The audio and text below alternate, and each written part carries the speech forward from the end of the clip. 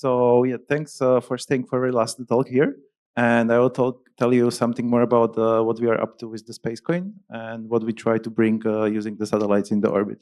So basically, this is the agenda. So actually, I'll talk more about the orbital data center. So maybe you heard about it's like quite a hot trend in the space after the recent news in the Twitter. And then actually we'll try to explain what could be like the potential applications there and the opportunities in the space, and briefly explain what research we are doing around the architecture and the consensus and the future things. So this is briefly me. I've been early in the Bitcoin and the Ethereum. I've been operating the hackerspace in the past 10 years. I've been early in the kind of space, so participating in the ESA hackathon, and we did like the hackathon around the albedo. So there's like the calculating the material surface, how much they're reflecting back and forth, the heat. Then worked for the first Slovak, the CubeSat, so actually doing the software for the ground station and helping them to operate it from the ground and sending the things back and forth and some telemetry. Then did some incentive experiment with our open source stuff with the developers. It's pretty much public on the GitHub, and operating some small space in the mountains. And actually I invested in the past in the CryptoSat, was like the talk previous year here, and this talk actually tried to explain what we do with the Space Coin. So the reflecting on the last 12 months, there was like last year there was like talk by the Jan Michalowski, who actually talked about the CryptoSat and their efforts. So I just rewind to that what actually they did in the past. So they been working on the launching like the next third satellite, the Crypto 3, which have amongst the first the Iridium modem on the board. So what does it mean? Actually, you can get response back and forth in the less than 30 seconds if you send anything. Then now actually they preparing to launch the new CH node. So that actually helps to focus more on the computation side, less on the other things we actually need to like manage when you have the free flyer satellite. And this talk actually I would like to talk more about the Space Coin, the spin-off, which is actually coming out of the CryptoSat, which actually we try to pursue like this the Web3 native applications, which actually comes out from the Dan Bonech lab from the Stanford. And then actually what the CryptoSat is preparing the fleet of the Iridium enable the crypto engines we actually talk in the future. So getting back on the track, so what is all about the hype about is actually the orbital data centers out there, or the space-based data centers are getting kind of the thing these days, because same actually you have like, yeah, for example, this mobile, or maybe if you remember the early story of the Planet Lab, where actually been launching the small satellites, which actually been based really on the first Androids back in 2008. It's actually coming to hold that, whereas the price of the costs of the launching the satellite is getting really down. So for example, why is actually this is cool is that one of the aspects why you want to maybe run some computation in the space, actually the cost for the cooling are going really down. So then you have like the infinite access to the solar power if you are on the horizon of the dusk or the dawn on the Earth. So that's you don't have on the Earth, obviously. And then actually you don't need to pay for the water cooling. So actually that's completely changed the whole energy equation. And then actually you are potentially like lowering the latency for the certain applications, because the data center is like above your head. So that's actually one of the advantages.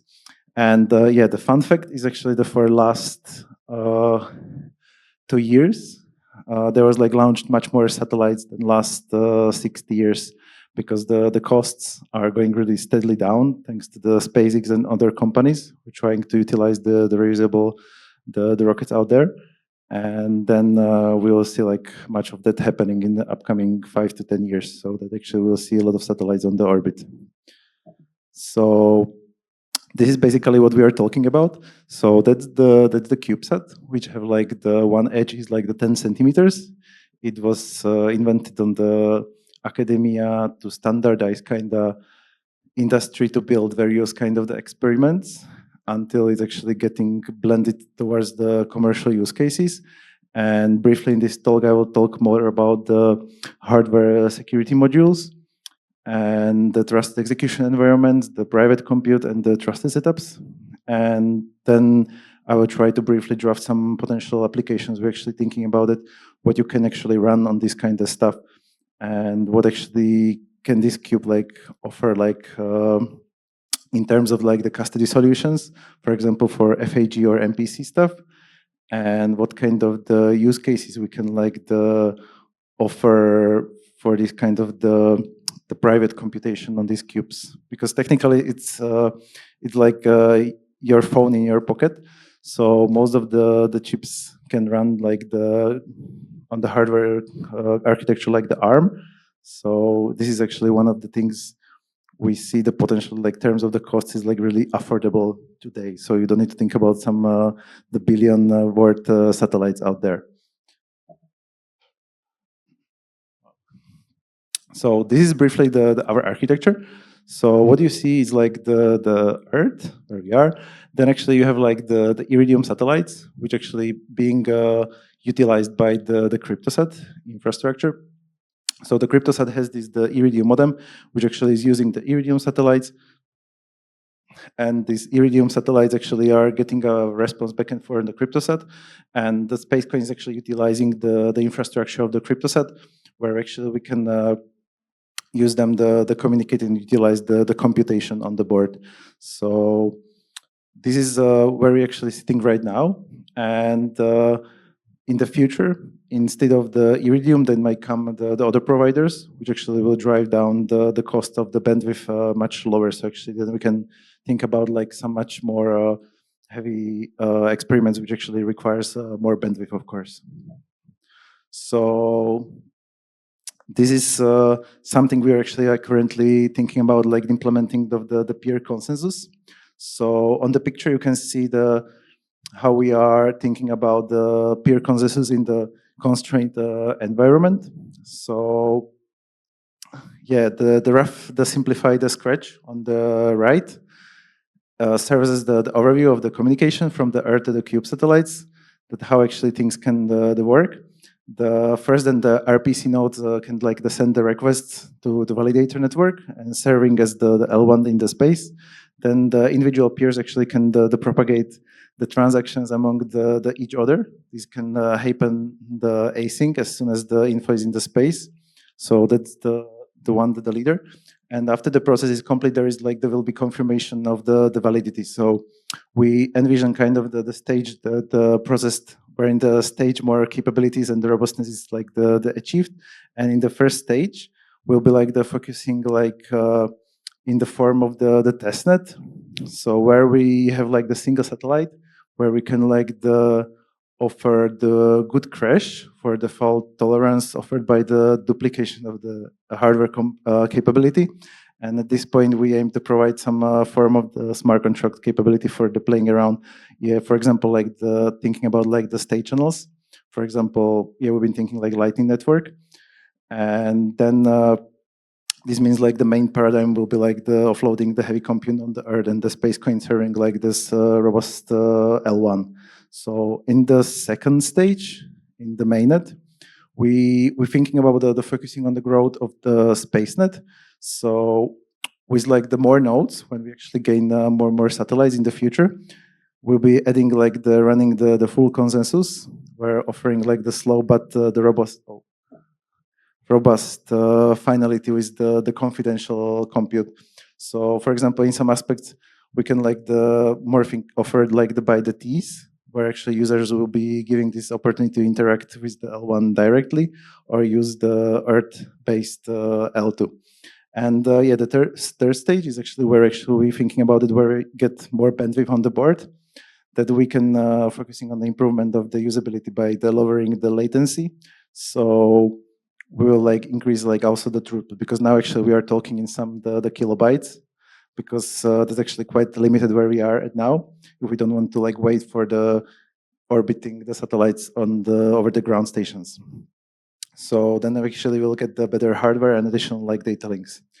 So, and this is actually kind of the constraints we're talking about here. So our current design of the space coin we have is like we want to like the balance like the between the computational and the communication resources until the space develops. So we'll need like the kind of the robust L2 offering. We are thinking about it, which actually will be like on the good scale with the fast, optimistic, the finality, and L1 the serving as the robust dispute or the finality layer. So, and due to the space location, which actually is like not on the Earth, we can count on the robust, which is actually kind of slow but predictable communication, which cannot be jammed or modified by the others. So this is actually kind of tamper proof here out there. So, and the part of our the current challenge we are solving is like that we try to include also the robust the software stack as the upgrades. We are the network actually kind of not a practical. So in the future, we believe like the more networks will be available, like the Starlink, like the OneWeb or the Kepler, and these like limitations will be like kind of the remote out there. So actually will be much better. Yeah, and this is actually in the future. We've been like thinking about the Space Queen VM, which actually can implement some really basic smart contracts. Not kind of we are used to it because like the execution environment in the satellite is like kind of constrained in terms of the computation currently. But we can think about something like we have already available these days. And yeah, with the future technology deflation, we expecting like the increase the CPU, RAM, and bandwidth because now actually we are talking like really like not much what you're used to it here on the Earth because of the radiation. So you think about like more hardened hardware, which actually is of course space grade is like much more expensive, but we're expecting like next year there will be like some maybe laser linked the satellites out there which will be like available as well, and then as once we get more resources, actually, you can think about like more different kind of the scenarios which could be like the available out there. So and yeah, with the 5 gigawatts space-based data centers, if you've seen it already on the internet, it was like early September. Then there is like offering a lot of like the cheap computation. So they actually will the price-wise will go very much be much more cheaper than on the Earth kind of the stuff. And then actually one of the things we are thinking is a kind of the strong autonomy.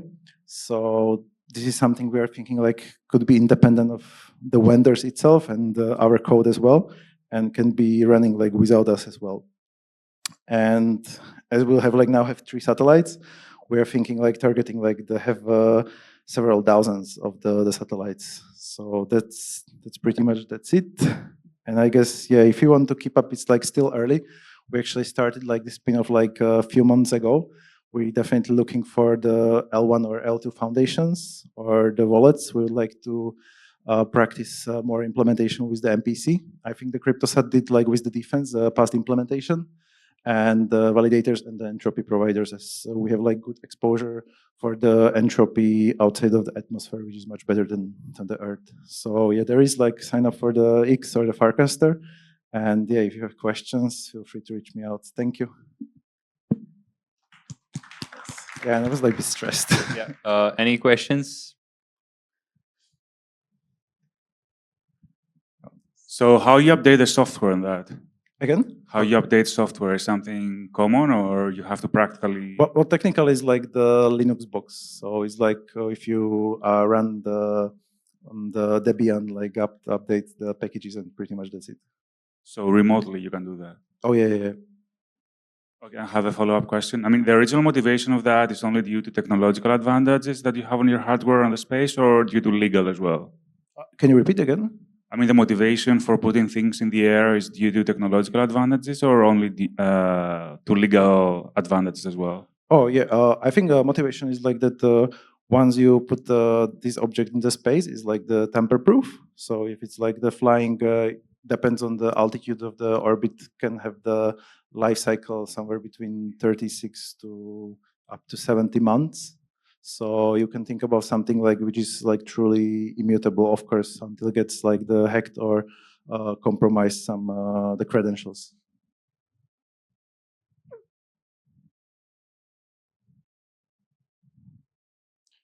Yeah, and in the future, actually, we think about it like what you could like the render actually got much more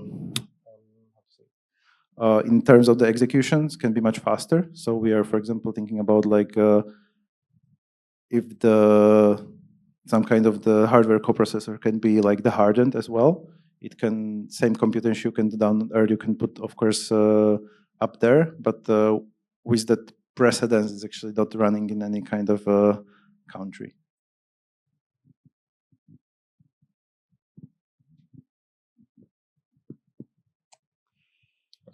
Any more questions? Yeah, sure.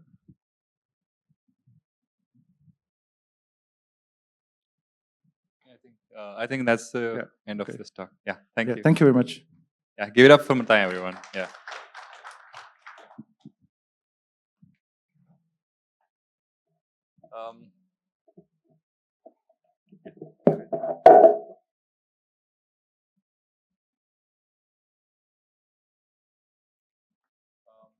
Okay, so now for the fun and networking part, we have opened up the drinks and we have opened up the lobby as well.